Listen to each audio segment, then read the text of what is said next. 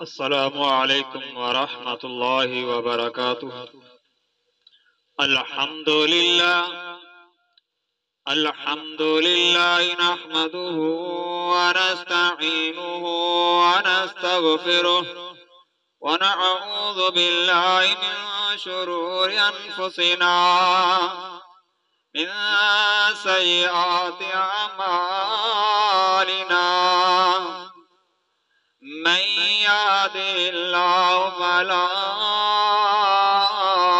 मुज़िल्ल लहु व मन युज़लिलहु फला हादिय लहु व अशहदु अल्ला इलाहा इल्लल्लाहु वहदहु ला शरीका लहु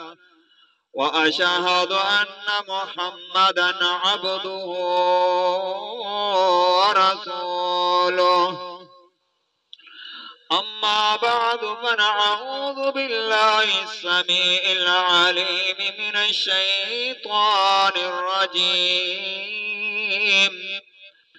मिन हम्ज़िहि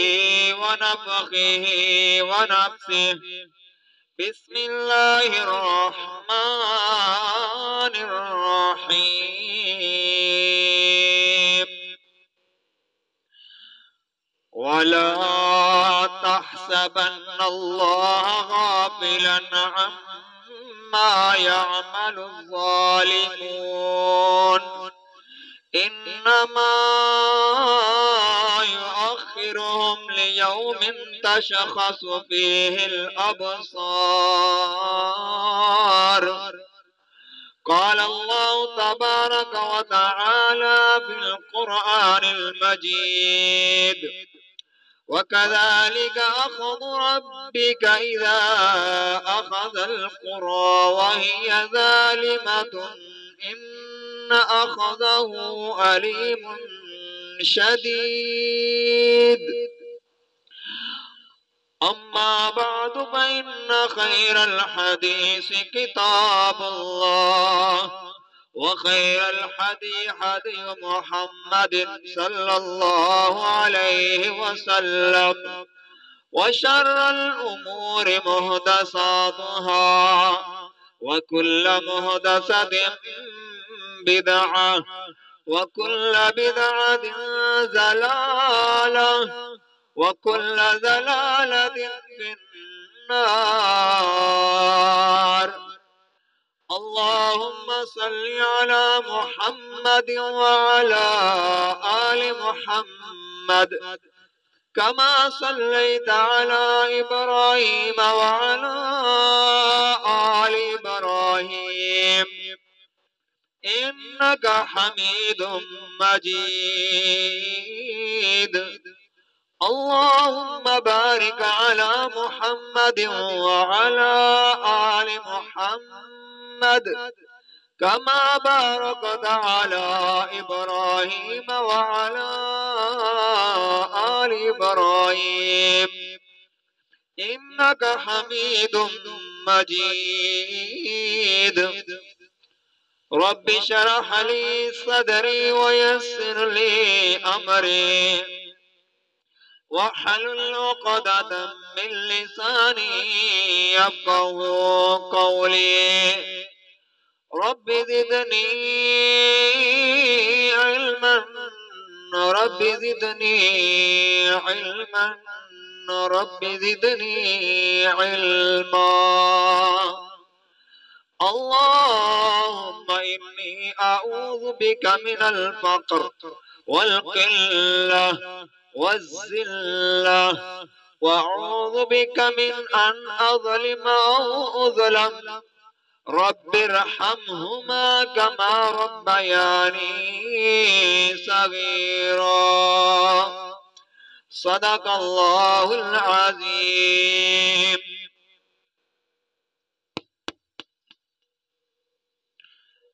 हर किस्म की हम्दो सना मन्नत मनोती क़ियाम रुकू सुजूद उस अल्लाह वहदहू ला शरीक के लिए जिस अल्लाह ने सारी कायनात को पैदा फरमाया। दुरूदो सलाम आका दो जहान پیغمبر آخر الزمان صاحب قرآن جناب محمد رسول اللہ صلی اللہ علیہ وآلہ وسلم کے لیے محترم حضرات، اللہ سبحانہ و تعالی کی یہ سنت ہے کہ جب ظلم و ستم،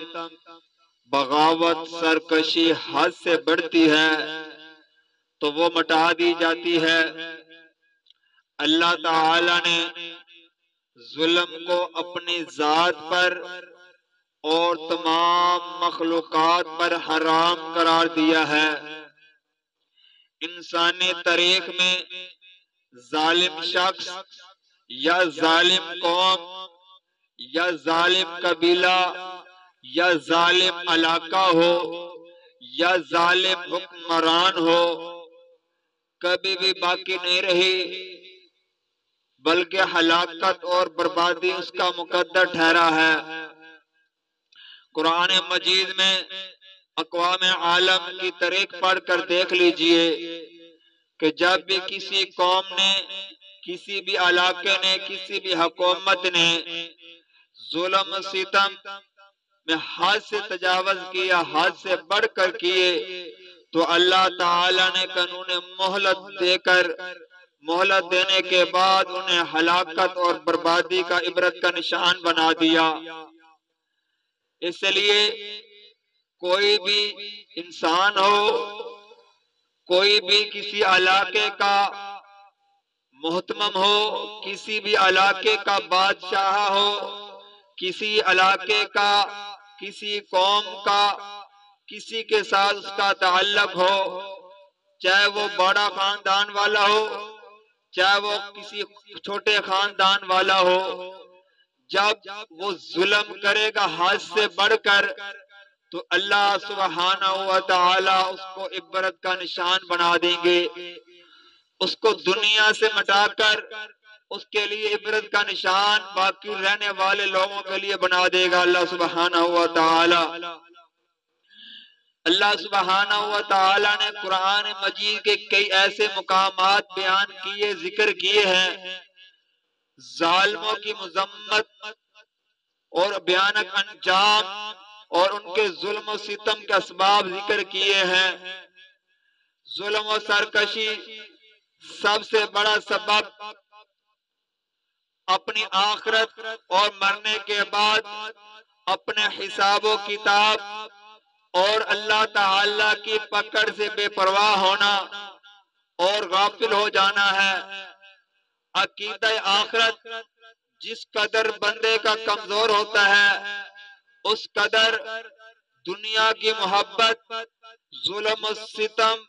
بڑھتا جاتا ہے۔ وحی کی روشن تعلیمات کے مقابلے میں دوسری چیزوں کو ماننا، ان کی پیروی کرنا یقیناً ظلم اور جہلیت ہے، جس کے متعلق اللہ تعالی نے اپنے پیارے رسول جناب محمد رسول اللہ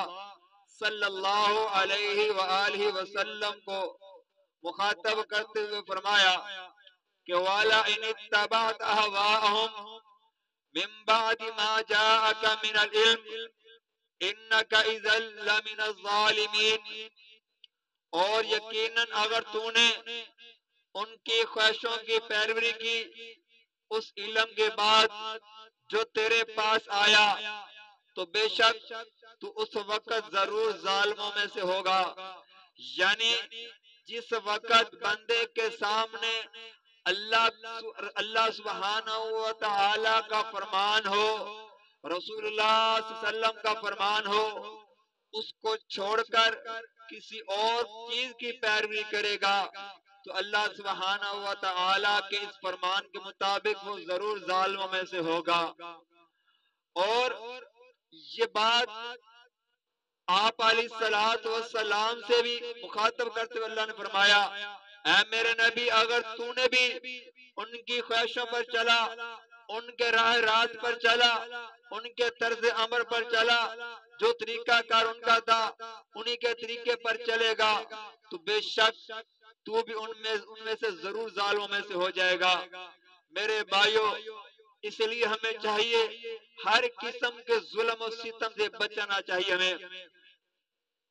ظلم و ستم کی بہت ساری صورتیں ہیں. انسانی تاریخ میں بدترین ظالم کی مثالیں موجود ہیں. قرآن مجید کا مطالعہ کر کے دیکھ لیجئے. کئی ایسے ظالم بادشاہ آئے، کئی ایسی ظالم قومیں آئیں، کئی ایسے ظالم علاقے قبیلے آئے جو مسلمانوں کو تنگ کرتے تھے، دوسروں پر ظلم و زیادتی کرتے تھے، مسلمانوں پر یا دوسرے جو غیر مسلم تھے ان کے اوپر ظلم و زیادتی کرتے تھے. اللہ سبحانہ و تعالی نے انہیں عبرت کا نشان بنا دیا تاکہ باقی آنے والوں کو پتہ چل جائے. جو بندہ، جو قوم، جو علاقے، کسی علاقے کا بادشاہ، وزیر کسی پر ظلم کرے گا، اس کو عبرت کا نشان بنا دیا جائے گا، اس کو ہلاک کر دیا جائے گا. اس لیے میرے بھائیو، اللہ سبحانہ و تعالی کا فرمان ہے کہ فما بکت علیہم السماء والارض وما كانوا منذرین. سورۃ دخان آیت نمبر 29. اللہ فرماتے ہیں جب ظالم شخص پر نہ زمین روتی ہے اور نہ ہی آسمان روتا ہے. جیسا کہ اردو میں لوگ کہا کرتے ہیں کہ خدا کے ہاں دیر ہے اندھیر نہیں. یعنی جس کا مطلب یہ ہے کہ ظلم و ستم باغی ایک وقت تک کے لیے اس کو مہلت دے دیتا اللہ سبحانہ و تعالی. لیکن جب وہ ظالم شخص ظلم حد سے بھی بڑھ جائے، اس کا ظلم حد سے بھی زیادہ بڑھ جائے، تو اللہ سبحانہ و تعالی پھر اس کو ہلاکت و بربادی کا انجام تک پہنچا دیتے ہیں. میرے بھائی، اللہ فرماتے ہیں فما بکت علیہم السماء والارض وما كانوا منذرین. پھر نہ ان پر آسمان و زمین روئے اور نہ وہ مہلت پانے والے ہوں گے. یعنی جو بندہ زمین پر رہ کر کسی کے اوپر ظلم کرتا ہے، اس سے مراد، زمین کا رونے سے مراد جو بندہ زمین والوں پر ظلم کرتا ہے، جب وہ بندہ مرتا ہے، ظالم شخص مرتا ہے، تو وہ لوگ جن کے اوپر ظلم کرتا رہا، جن کے اوپر زیادتیاں کرتا رہا، اللہ سبحانہ و تعالی فرماتے ہیں کہ یہ دنیا والے، یہ دنیا میں بسنے والے انسان اس بندے کے مرنے پر خوشی محسوس کریں گے، اللہ کا شکر ادا کریں گے کہ اللہ تیرا شکر ہے، یہ ظالم شخص سے ہماری جان چھوٹ گئی، یہ ظالم شخص ہم پر ظلم کرتا رہتا تھا، اللہ تیرا شکر ہے تو نے اس سے ہماری جان چھڑا لی. اور آسمان کا رونا، آسمان کی جو مخلوق ہے اس بندے پر ترس نہیں کرتی. جو ظالم شخص ہے لوگوں پر ظلم کرتا ہے، کسی کے ساتھ ظلم و زیادتی کرتا ہے، نہ حق طریقے سے لوگوں سے پیسے لیتا ہے، لوگوں کو جھانسا دے کر ٹیلی فون پر غلط بیانی کر کے ان سے پیسہ چھینتا ہے، اللہ سبحانہ و تعالی کے فرمان کے مطابق فما بقت علیہم السماء والارض وما كانوا منذرین. ایسے شخص پر آسمان کے دروازے نہیں کھولے جاتے، بلکہ ان کو، اس شخص کی روح کو اس جگہ پر پھینکا جاتا ہے جہاں ظالم لوگ رہتے ہوں گے، اس جگہ پر اس کی روح کو پھینکا جائے گا اور اس کے لیے ظلم و زیادتی کا سبب بن جائے گا. جس طرح وہ دنیا میں رہ کر ظلم و زیادتی کرتا رہا، اسی طرح اس کے ساتھ ظلم ہوگا، اسی طرح اس کے ساتھ جو لوگوں کے ساتھ ظلم کرتا رہا، کل وہی سلوک اس بندے کے ساتھ کیا جائے گا. اس آیت کریمہ کی تفسیر کے اندر، تفسیر کے متعلق تحفیظ القرآن کے اندر ہے کہ بلکہ دنیا نے ایسا اطمینان کا سانس لیا کہ گویا ایک کانٹا چبھا ہوا تھا انسان کے پاؤں کے اندر، جب وہ نکل جاتا ہے انسان کو سکون محسوس ہوتا ہے کہ یہ کانٹا میرے پاؤں سے نکل گیا ہے، یہ میری تکلیف دور ہو گئی ہے. اسی طرح میرے بھائیوں جب ظالم شخص مرتا ہے اس کے متعلق بھی یہی ہے کہ جب وہ مرتا ہے بندہ اپنے آپ کو اپنے آپ کی خوشی محسوس کرتا ہے کہ شکر ہے میرے مالکا اس ظالم شخص سے ہماری جان چھوٹ گئی۔ میرے بھائیوں آج لوگ کہتے ہیں کہ ہم کون سا مسلمانوں سے پیسہ چھینتے ہیں، ہم کون سا مسلمانوں کے ساتھ زیادتی کرتے ہیں۔ میرے بھائیوں جو بندہ مسلمان کے ساتھ زیادتی کرے یا کسی کافر کے ساتھ ظلم و زیادتی کرے اللہ سبحانہ و تعالی اس کو بھی برداشت نہیں کرتے، کیونکہ اللہ ہی کا انسان ہے، یہ کافر بھی اللہ کے بندے ہیں، اللہ نے ہی کافروں کو پیدا کیا ہے۔ جب ہم ان کافروں پر ظلم و زیادتی کریں گے میرے بھائی اللہ تعالیٰ نے منع فرمایا ہے، کیونکہ کافروں کے اوپر بھی ظلم نہیں کر سکتے۔ حدیث میں ہے جیسا کہ جتنی دیر تک کافر آپ کے اوپر ظلم نہ کریں، آپ کے ساتھ زیادتی نہ کریں، اتنی دیر تک اس کو جواب نہ دیں، اس کے درمیان آپ اس کے خلاف جنگ نہیں کر سکتے۔ اس لیے میرے بھائیوں اللہ کے قرآن کی طرف آ جاؤ، آپ کو پتہ چل جائے گا کہ اللہ کا قرآن ہمیں درس کیا دیتا ہے، ہمیں کن چیزوں سے روک رہا ہے۔ اللہ کے قرآن سے ہم جس طرح دور دور ہوتے جا رہے ہیں اسی طرح ہم لوگوں کے اوپر زمین کے اوپر رہ کر ظلم و زیادتی کرتے جا رہے ہیں، لوگوں کے ساتھ بدسلوکی کرتے جا رہے ہیں، لوگوں کا خون پیتے جا رہے ہیں، لوگوں کے پیسے چھین رہے ہیں۔ اللہ سبحانہ و تعالی نے منع فرمایا ہے۔ اگلے دن میں نے ایک لڑکے سے کہا یار تو یہ کام چھوڑ دے، اس بارے میں مجھے کوئی ڈر نہیں ہے، کہ مجھے یہ بات کرے گا، حقیقت حق بات کہنا میرا حق ہے، کیونکہ کل اللہ نے مجھ سے پوچھنا تجھے بادشاہی دی تھی، مسجد کا امام بنایا تھا، تو نے کیا فرض نبھایا اپنا؟ جو بندے آج ڈیلنگ کر رہے ہیں، جو ظلم و زیادتی کر رہے ہیں ڈیلنگ کر کے لوگوں سے پیسہ چھین رہے ہیں، ایک لڑکے سے میں نے کہا یار یہ کام چھوڑ دے، کہتا ہے میں نے اتنی دیر تک یہ کام نہیں چھوڑنا جتنی دیر تک میرا باپ واپس نہ چلا جائے، سعودی عرب واپس نہ چلا جائے،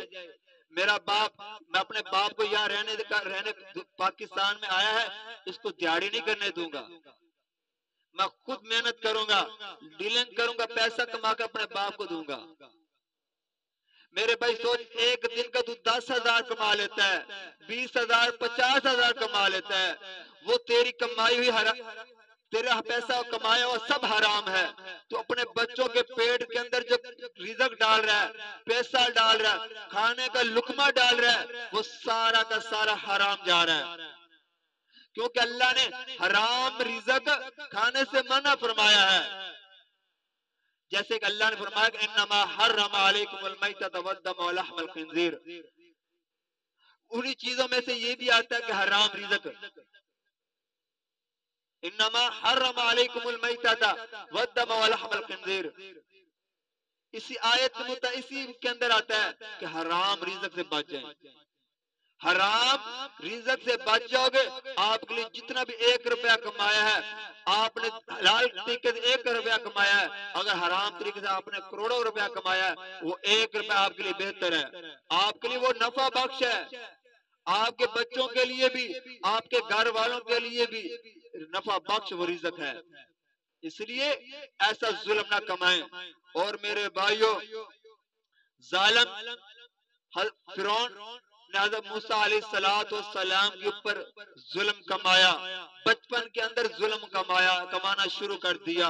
ہم قرآن جی کے اندر پڑھتے رہتے ہیں، علماء کرام سے سنتے رہتے ہیں، فرعون کو جب بتایا نا نجومیوں نے کہ ایک بچہ پیدا ہونے والا ہے یا پیدا ہو چکا ہے جو تیری سلطنت کو تباہ برباد کر دے گا، تیری جو تو نے بادشاہت کا دعویٰ کیا ہوا سب ختم کر دے گا وہ بچہ، اس فرعون نے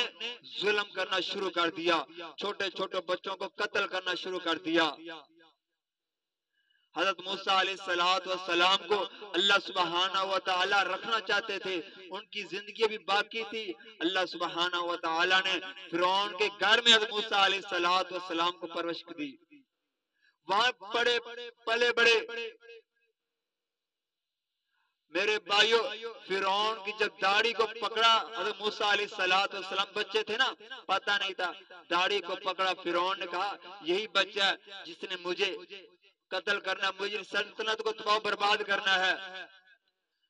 فرعون نے مارنا چاہا، لیکن مائی آسیہ نے اس وقت فرعون کو، یہ بچہ اس کو کیا پتا کہ تو بادشاہ ہے، یہ چھوٹا سا بچہ ہے، یہ تجھے کیسے برباد کر سکتا ہے،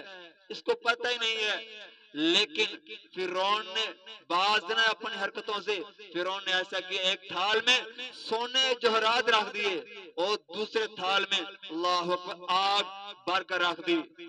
حضرت موسیٰ علیہ السلام انسان تھے، ہر بندے کی خواہش ہے کہ میرے پاس مال ہے۔ حضرت موسیٰ علیہ السلام، قرآن حدیث کہتی ہے، قرآن کہتا ہے حضرت موسیٰ علیہ السلام سونے جوہرات کی طرف بڑھے، اللہ سبحانہ و تعالی نے روکا، نہیں موسیٰ تو نے آگ کی طرف جانا ہے۔ اللہ سبحانہ و تعالی کے حکم سے حضرت موسیٰ علیہ السلام آگ کی طرف گئے، آگ کو اٹھایا، اپنی زبان پہ رکھ لے، اپنے منہ کے اندر ڈال لی، اپنی زبان کے اندر کیا، حضرت موسیٰ علیہ السلام کی زبان جل گئی، بولتے تھے لیکن توتلا بن تھا۔ قرآن جیت کیا تھا نا 16 سپارے کے اندر، سورۃ طٰہٰ کہ رب اشرح لی صدری ویسر لی امری واحلل عقدۃ من لسانی یفقہوا قولی۔ حضرت موسیٰ علیہ السلام نے دعا کی تھی، اللہ میری زبان کو ٹھیک کر دے، میری زبان کے جو لڑپن ہے، یہ جو اڑتی ہے، اس کو دور کر دے، تاکہ لوگوں کے سامنے جب میں بیان کروں، وعظ نصیحت کروں، لوگوں کو میری بات سمجھ آ جائے،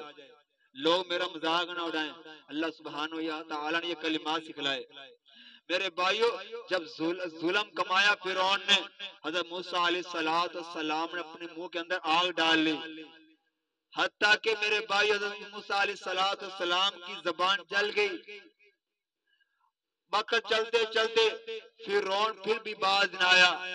حضرت موسیٰ علیہ السلام کے اوپر ظلم کرنا چاہتا تھا، حضرت موسیٰ علیہ السلام کے ماننے والوں پر ظلم کرتا رہا۔ لیکن میرے بھائیوں جب اس کی ظلم حد سے بھی بڑھ گیا، حد سے بھی بڑھ گیا، تو اللہ سبحانہ و تعالیٰ نے عبرت کا نشان بنا دیا۔ اللہ سبحانہ و تعالیٰ نے کیسے عبرت کا نشان بنایا، آج بھی جا کے دیکھ لیجئے۔ فرعون سے جتنے بھی پہلے لوگ آئے، اللہ نے سب کو زمین عطا کی،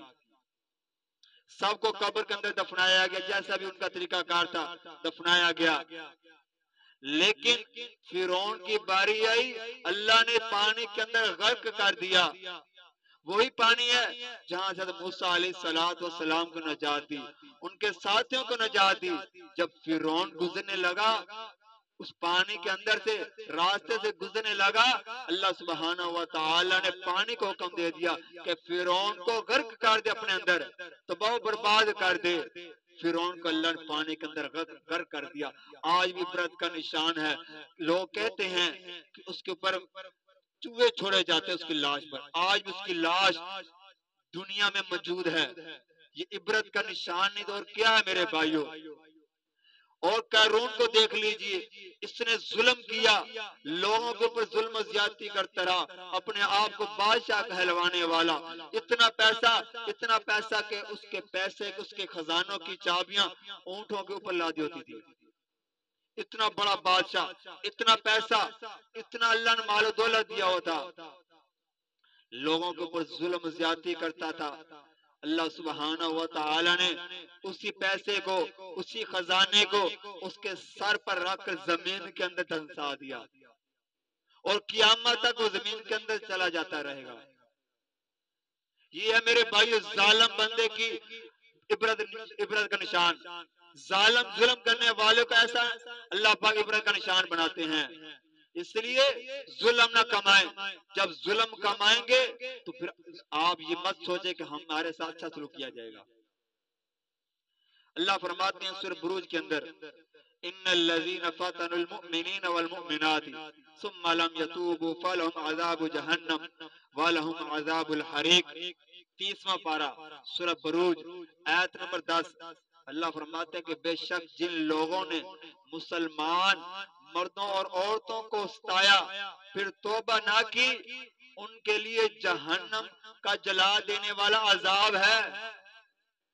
یہ قرآن مجید کی آیت سورۃ بروج آیت نمبر 10، اللہ فرماتے ہیں جن لوگوں نے مسلمانوں کو ستایا پھر توبہ نہ کی، ستایا پھر توبہ نہ کی، مجھ سے معافی نہ مانگی، اللہ فرماتے ہیں ان کے لیے جہنم میں جلا دینے والا عذاب ہے۔ اور آگے اللہ تعالیٰ فرماتے ہیں جو بندہ ظالم کی حمایت کرتا ہے، ظالم کی حمایت کرتا ہے، یا اس کے ساتھ سپورٹ کرو، یہ بہت طاقتور ہے یار، اس کے ساتھ اس کی سپورٹ کی جائے، اس کے ساتھ تعاون کیا جائے،